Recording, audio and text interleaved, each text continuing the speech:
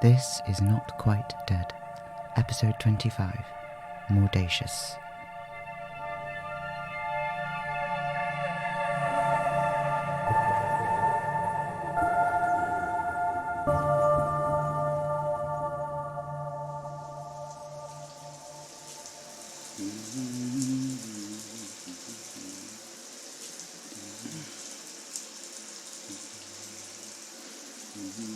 Nash.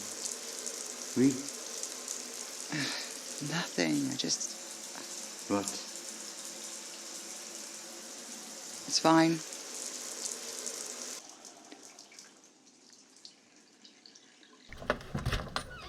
Are you okay?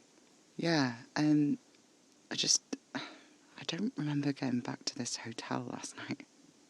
I'm not surprised. You drank a lot. We can get drunk? It takes a lot of alcohol, but yes, we can get drunk. Can we get drunk from drinking blood from drunk people? I mean, possibly. But they would need to have been so drunk themselves that they would be dead, so... Like drinking vodka with too much mixer? Oui, I suppose. I don't feel hungover. But you do feel hungry, no? Yeah, a little. But I drank enough. Oui? And then you drank too much. This is so weird. I feel so weird. How bad is it? It's bearable. I can give you... No, don't. Okay, if you need... I don't. It's fine. You're being strange. Yeah. Maybe I am hungover. What about you? What about me? Did you drink?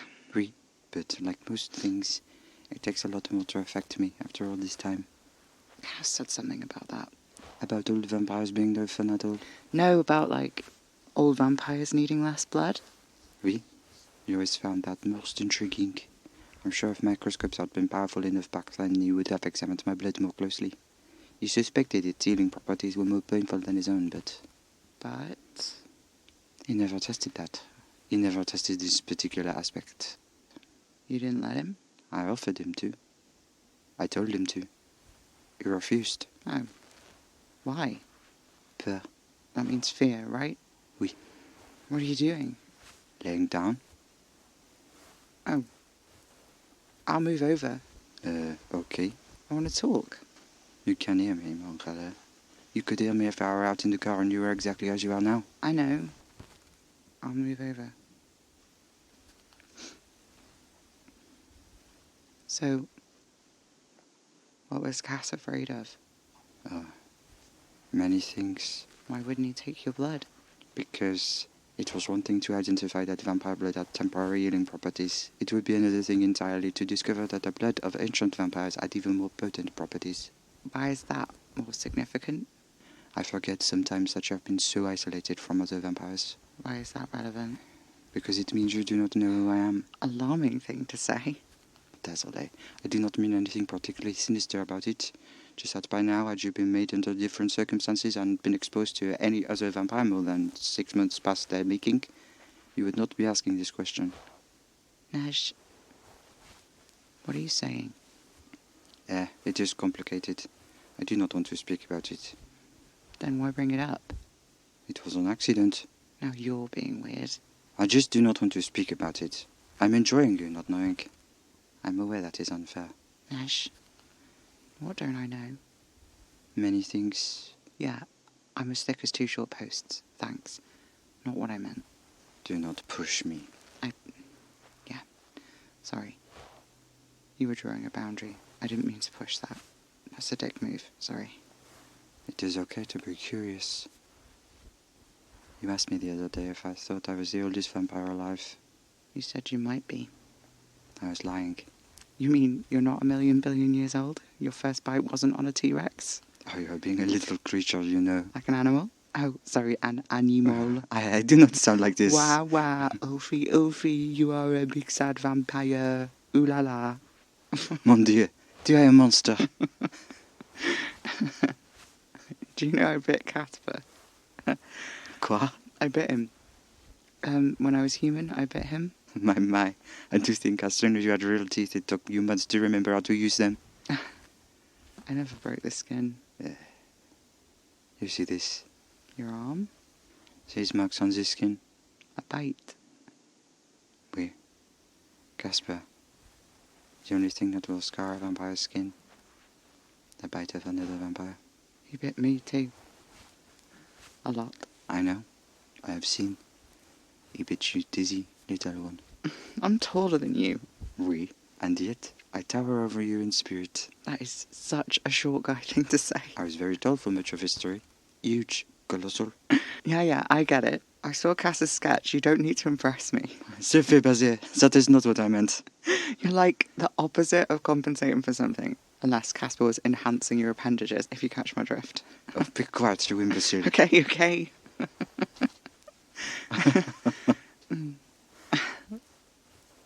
So, like, are you not super old then? Because your blood, I don't know how to explain what I mean, but it tastes like... this is going to sound really stupid, but it tastes like spring water. It tastes like, I don't know, ancient. You have a keen tongue. I'm surprised to hear you acknowledge it. So what was the lie? I am the oldest. Like, for real? Yes. I have known this for some time. How long? About 1,000 years or so. Oh, fuck. Oui. Putain. That sounds kind of... lonely. Ha! You have no idea. You were alone so long in the beginning. Yes, but it is okay. Do not feel bad for me. I was also not alone for so long, too. Oh, yeah? Oui. Anyone famous? Yes. Shit. Anyone I'd know? Perhaps. Who? Try me. Let me think. There was a woman in Constantinople. Her name was Theodora. I used the blood to cure her of an illness, and she and I remained close for the rest of our life. Sorry, when was this? It was some time ago. They had been having popes for a while, I think. Yes. It was around the time when they could not decide where to keep them. Oh, and the plague. Not the Black Death, but the first time it truly ravaged the continent. That's actually what led to some complications. Theodora convinced me to save her husband from the plague. This did lead to some more long-term issues. He was emperor at the time. Wait, sorry, you saved the Emperor of Rome from the Black Plague as a favour to his wife, who you were sleeping with. Oh, sorry, I was sleeping with them both. What the fuck? It was an interesting place at an interesting time. Theodora was an interesting woman. Right, Jesus, okay. So when you say you saved him from the plague? I made him a vampire. He was too far gone for the blood to have helped him, only hours if not minutes away from death's clutches. I told this to Theodora, said I could not fix him and leave him human. She did not care, so I joined him and fed him from my thumb. We sat with him together the next few days. It was unclear if he would wake. We talked at length about the benefits of her perhaps becoming a vampire too. She decided that the risk was too great then. She could not bear the thought of turning into a monster like those she had seen back in her days on the street. Wasn't sure of the benefit of my own long years of life from what I had told her of them. Quite rightly, she observed that a longer life opens one up to increased opportunities to suffer. I'm sorry. It also offers increased opportunities for joy, mon chéri. Do not forget that.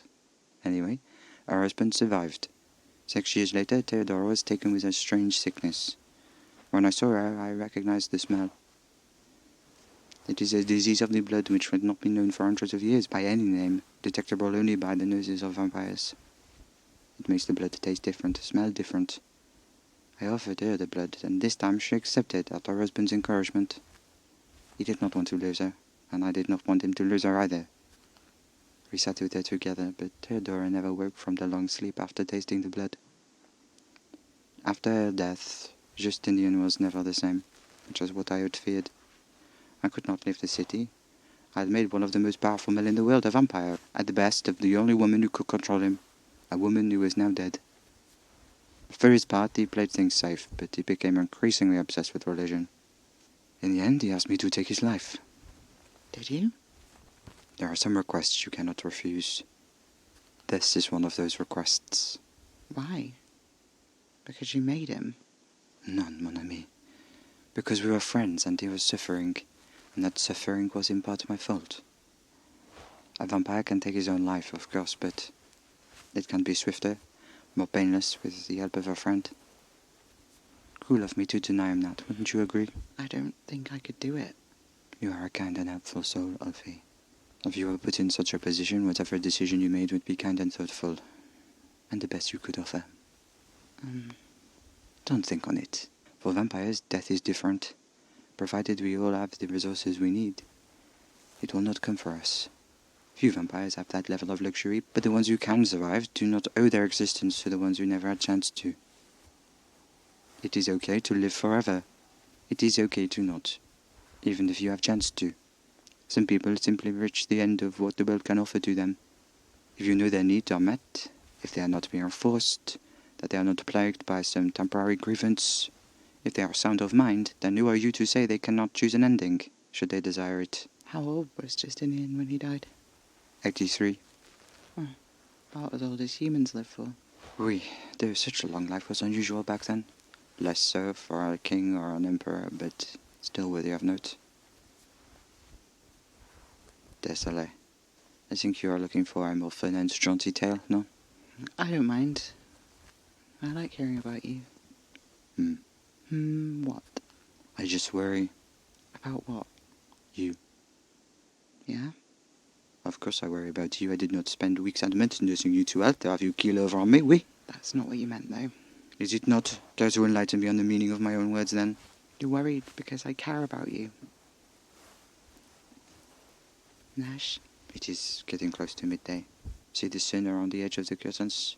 We should sleep, so we can drive home when it gets dark again. Okay.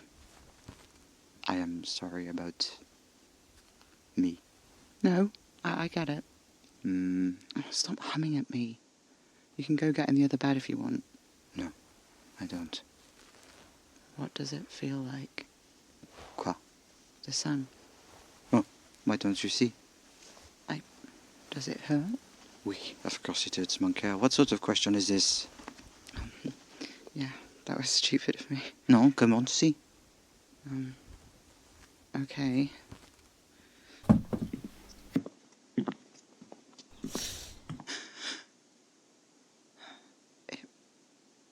It feels like... It feels hot, like air fresh out of the oven. I can feel it burning me. An itching, writhing sensation. Do not touch yourself too much. What about you? Is it like alcohol and hunger? Does the sun get easier with time? A little. Yes. The oldest vampire in the world. Barefoot. Don't make it weird. Sorry. God, I can't even imagine so much life. No. You cannot. Just what you were saying about Justinian, but you don't feel like that. You don't want an ending. How could I? What do you mean? If I die, I know what happens next. Yeah, but isn't it boring? Everything is always changing. How could it be boring? The future is forever bringing unknown pleasures. Pain, too. Yes, pain is inevitable, but think on it. Surely if this is true, so is the inverse, and pleasure is always coming too. You live as long as I have, you suffer more, it is true, but I have experienced more joy than any other thing that has ever lived. And isn't that remarkable? Yeah. You are remarkable. Alfie. Just let me compliment you about something, alright? I worry I've let you get too close to me. I worry I've put you at unnecessary risk. Casper would not have wanted that for you. I'm not his property. No, of course not. That is not what I was suggesting. Don't put words in my mouth. He lied to me. And he left. Why did you bring me all the way out here? To show me a fucking laboratory?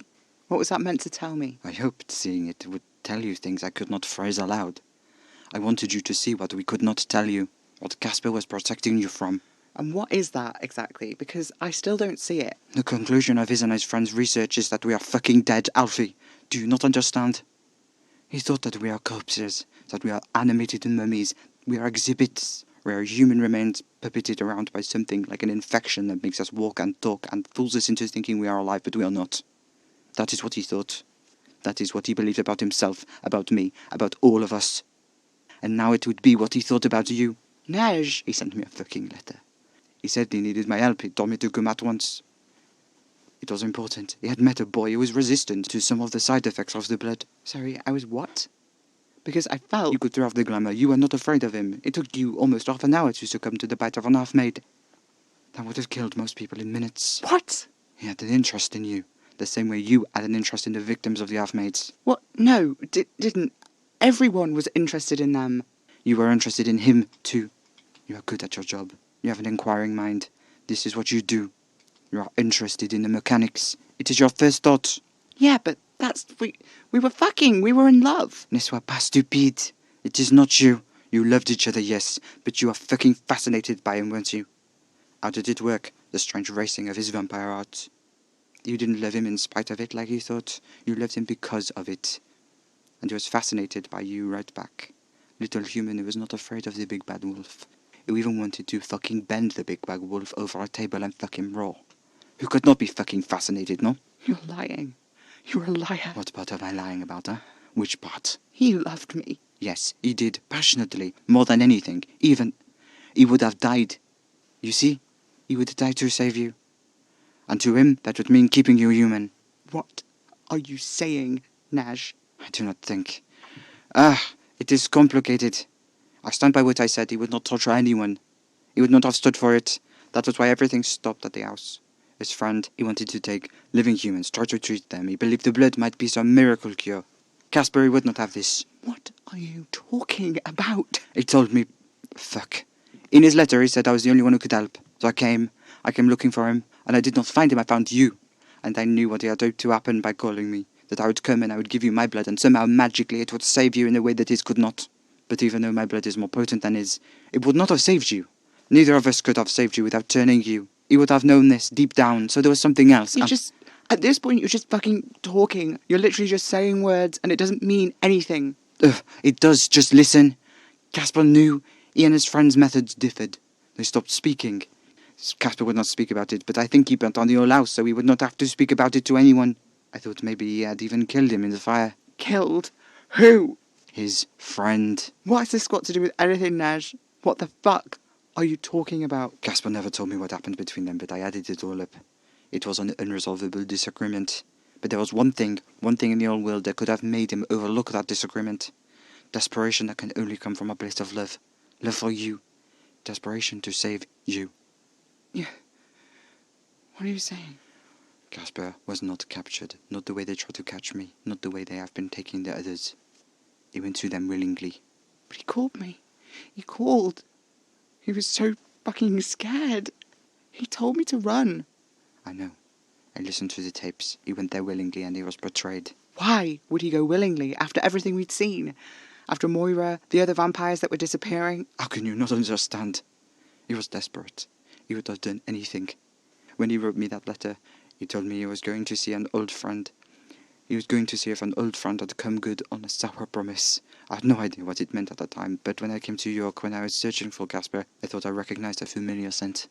I was not sure if it was him before I came here to check, but now I am certain. About? Casper's friend. It is Dr. Bonham. You knew. You knew him. You knew. Not for sure. Not until I came here. You're a liar. You're a liar. No, Montrelais. I don't know what that fucking means, but I am not your anything. I need to get out. I need to get out. There is too much sun. You can't. Alfie, you... Fuck. Please. Please. He left me. He left me with enough. I thought that meant if he... But... Alfie, what I are want you... to feel the sun. It makes me feel No, I want to... What is wrong with you? Let me... Finis. Let me go. No, you have lost your mind. Fucking... All this effort to keep you alive. Fuck you. Never asked you to save me. I said... Go on. Snap my neck. It'd be easy, wouldn't it? Alright. Just do it. Come on, Nesh. Break me. Bite me. Fucking tear my throat out. You know you want to.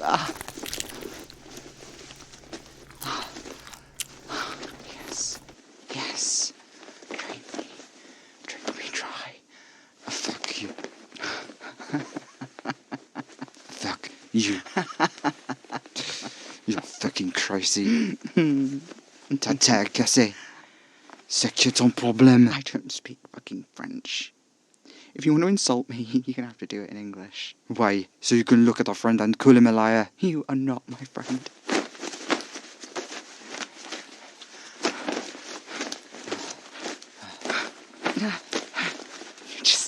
You just do this so you don't have to face the fact you're that much of a coward to actually deal with your own problems. You fucking... Tais-toi. Yell at me in French. You fucking...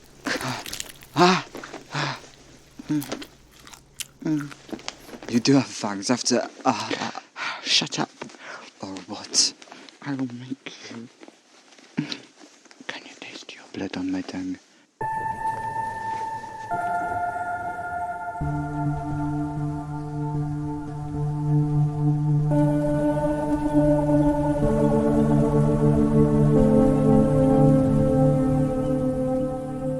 Not Quite Dead is written, edited, produced and performed by Ava Major under a Creative Commons 4.0 attribution license.